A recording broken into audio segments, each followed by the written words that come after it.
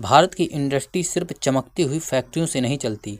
उसके पीछे कुछ ऐसे उत्पाद होते हैं जिनका नाम आम लोग शायद कभी नहीं सुनते।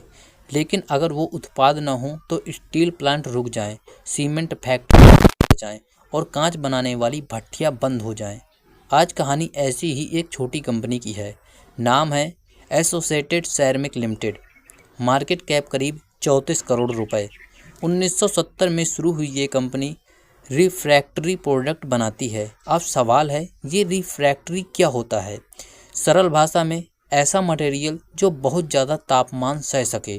भट्टियों में, किल्न में, फर्नेस में, जहाँ आग लगातार जलती रहती है। कंपनी के ग्राहक हैं steel industry, cement industry, glass manufacturer और एल्यूमिनियम सेक्टर। यानी ये कंपनी सीधे कंज्यूमर को कुछ नहीं बेचती, लेकिन कई बड़े उद्योग इसके प्रोडक्ट्स पर निर्भर हैं।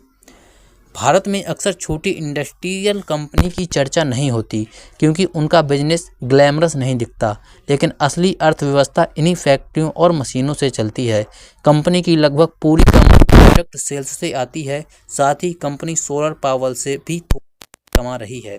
लेकिन कहानी में कुछ सवाल भी हैं। 2022 और 2023 में कंपनी ने अपने मैनेजिंग डायरेक्टर और सीएफओ की सैलरी काफ़ी बढ़ाई। एक समय ऐसा भी आया जब एमडी की सैलरी ऑपरेटिंग प्रॉफिट का लगभग 10% तक पहुंच गई। कंपनी ने बोरोइंग लिमिट भी बढ़ाई। यानी छोटी कंपनियों में ग्रोथ और फाइनेंशियल रिस्क अक्सर साथ साथ चलते हैं।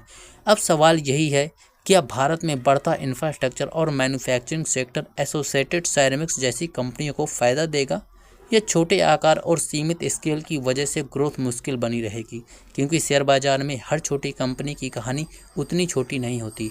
दोस्तों, ये वीडियो केवल एजुकेशनल पर्पज़ के लिए बनाया गया है।